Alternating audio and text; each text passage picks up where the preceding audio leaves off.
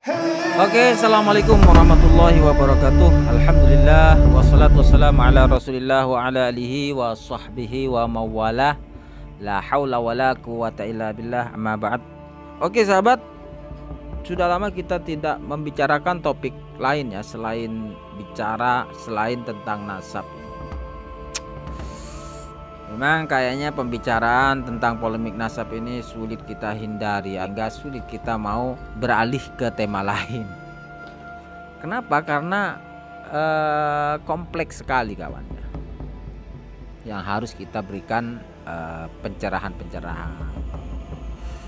Nah, kali ini terpaksa kita juga ingin memberikan support terhadap tindakan yang dilakukan oleh LBM PWNU Jabar.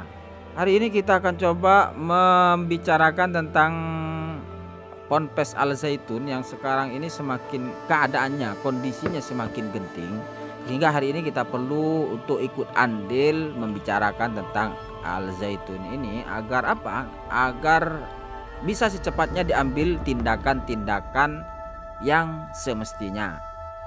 Kita akan bacakan dulu dari beritanya. Ini berita dari LBM PWNU Jabar menyatakan Ponpes Al Zaitun menyimpang dari ajaran Islam. Indramayu, Ketua Lembaga Basul Masail LBM Pengurus Wilayah Nahdlatul Ulama PWNU Jawa Barat, Kiai Haji Zainal Mahfud, menyatakan Ma'had Pondok Pesantren Ponpes Al Zaitun memiliki indikasi menyimpang dari ajaran agama Islam.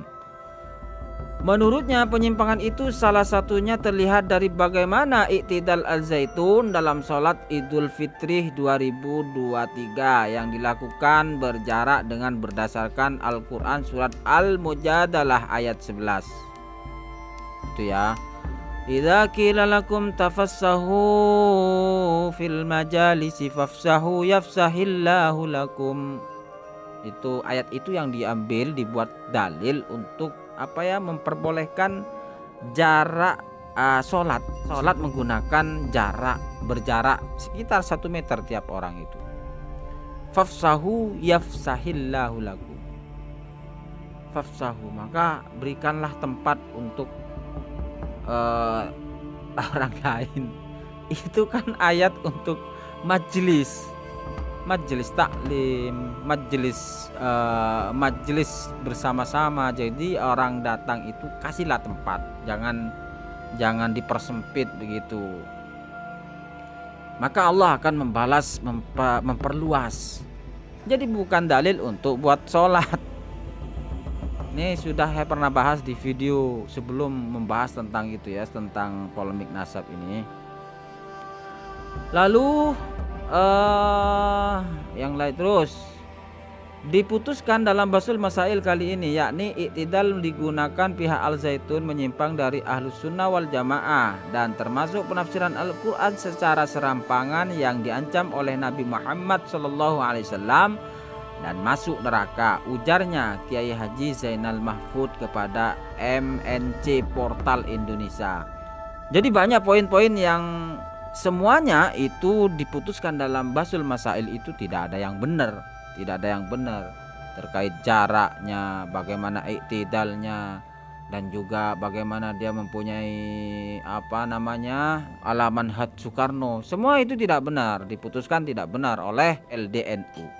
Lalu bagaimana setelah ini diputuskan bahwa Al Zaitun, pendidikan yang cukup besar se-Asia Tenggara ini, dikatakan terbesar, bagaimana untuk diambil langkah-langkahnya?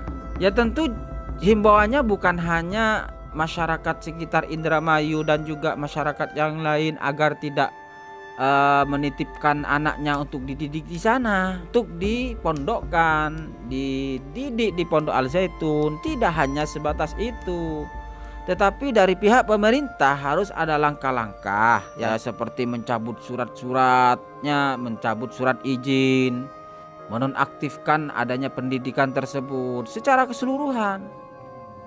Itu tindakan-tindakan yang harus diambil oleh pihak pemerintah. Sampai nanti bagaimana lembaga Al Zaitun ini, Pondok Pesantren Al Zaitun ini benar-benar sudah selesai dari ajaran-ajaran yang menyimpang tersebut. Harus ditindaklanjuti.